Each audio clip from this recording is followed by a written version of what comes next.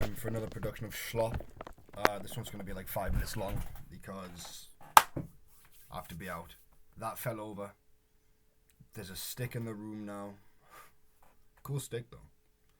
I got that last night after a poetry reading. Sick.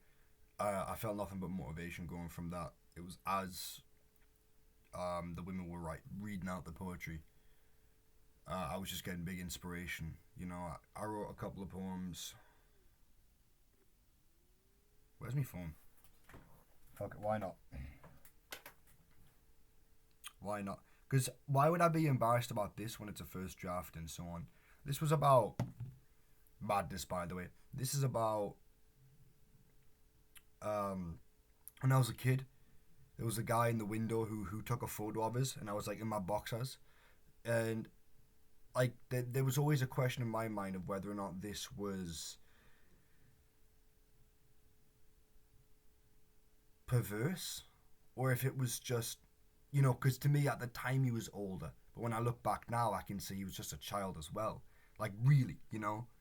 But he wasn't a child because I was like 7 or 8 and he must have been, you know somewhere pushing the teens or past the teen. I really don't know, which is why I'm confused. I can never fully get a grasp on it, and I've seen him a couple times since, but I don't talk to the man. Um,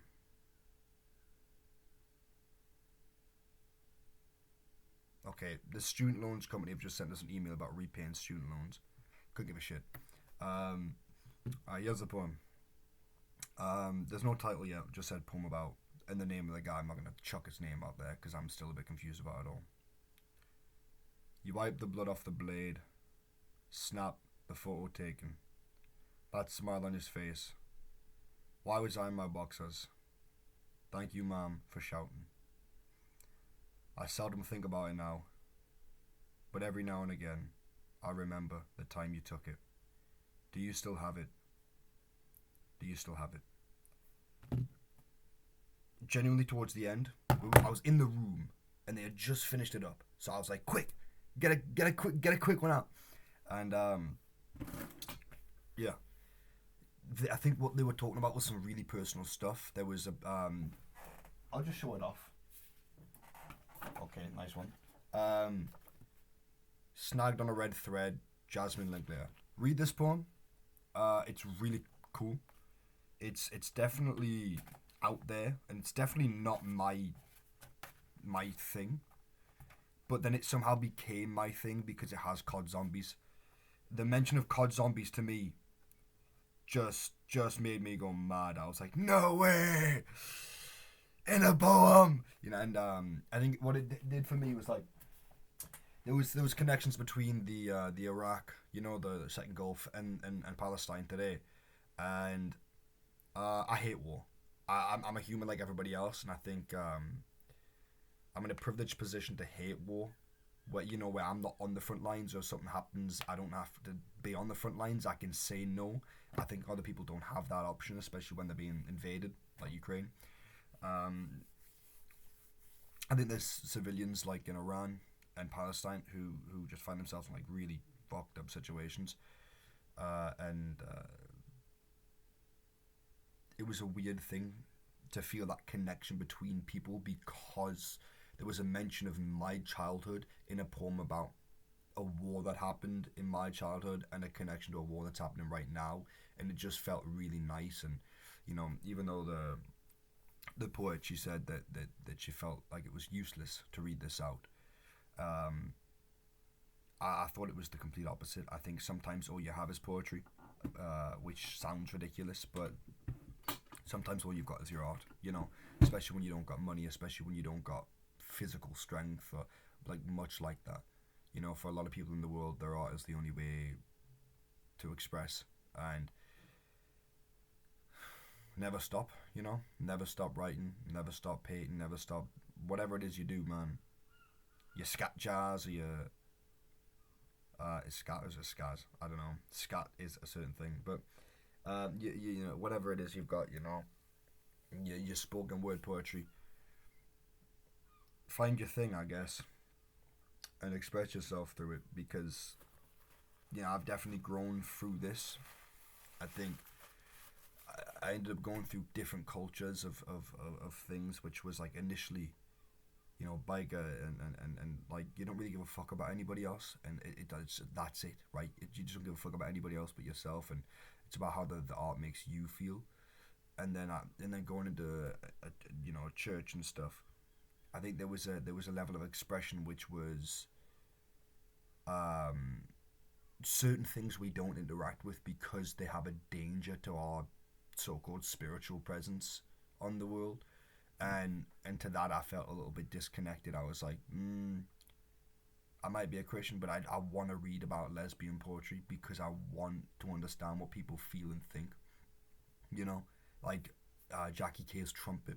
I think that's something that most like American Christians will read, and they'll be like, dude, what the freaking fuck is this, man? This is ridiculous, man. You should all vote for Trump and just like burn this book. I feel like that's the reaction you would get genuinely, well, the perceived idea of them. They're people too. Don't forget that. Don't be a cunt. And it was like that type of Christianity that I couldn't do, and eventually I came into Orthodox faith, and now I feel like there's such a presence on like individual living, and I just feel so happy and grateful that I get the chance to be able to look at people's perspectives, and I need people to keep doing art for my, like, personally, because I need to keep interacting with people's lives. I just find it so beautiful when I'm able to just be like, I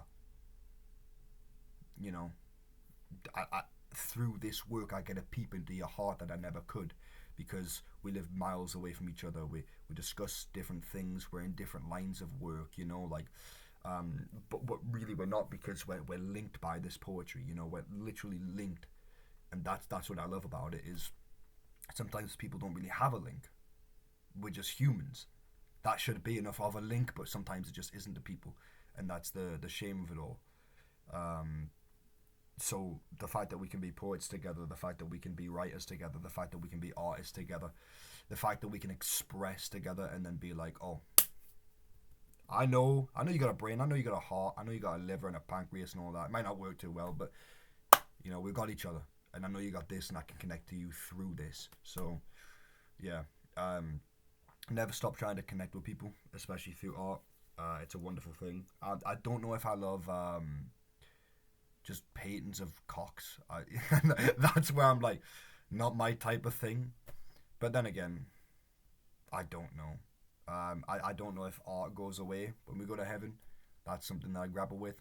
I wrote a poem not too long ago about the first autumn in Eden, and that was fun. I don't think I quite got it, but so I'm not going to read it out.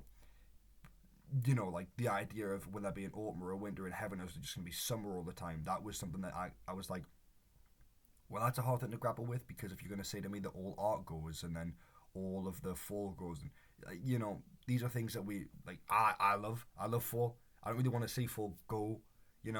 If I could go to heaven and I get time to chill in a really like autumny forest and watch them leaves fall, and and be with my dog and just watch him do his thing and enjoy himself, that to me would be a blissful moment, like a pure blissful moment. But if it's just summer and the way the Bible describes it as being a mansion, I'm not a mansion guy, nor am I much of a summer guy, really.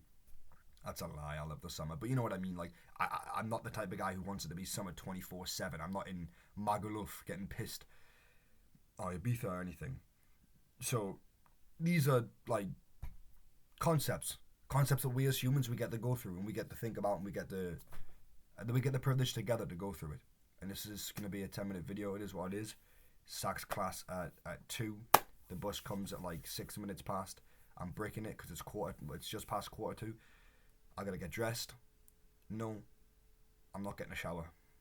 I haven't got time. Bollocks, But I think my hair looks alright. On camera it might look a bit scruffy, but in person it looks a bit fine. I just gotta take this off, put something nice on. I think you've seen too much of my tits there. Have a beautiful day. That's about as much as I can ask for. Have a beautiful day. Don't try to disconnect yourself from your fellow humans and your fellow animals as well. Don't disconnect from the rocks. Don't disconnect from the trees. Don't disconnect from space. Don't disconnect from anything spiritual. Don't disconnect from anything. You are everything because you bear witness to it in a way, and you're also nothing because, well, sometimes we are just nothing. It is what it is. Life in it. That's art. What a waffle.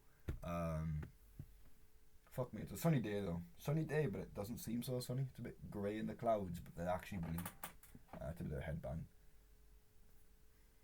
Enjoy yourself. I don't see why you shouldn't enjoy yourself. You're allowed to. Don't hate yourself.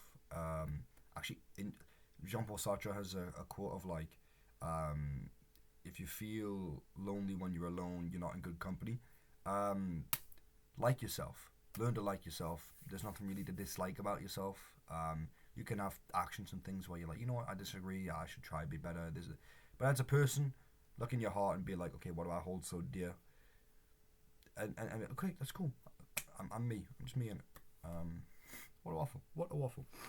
Yeah, I don't want anyone to hate themselves. I don't want anyone to have a bad day. Just love yourself and have a good day, right? And love other people too. If the fullest of evil means imprisonment and complete void of freedom, of your freedom, when you do an evil action, a good action should be the utmost of freedom in which you feel the freest and you also free others with that action. So like, let my fingers come into frame. Fuck this. Do this.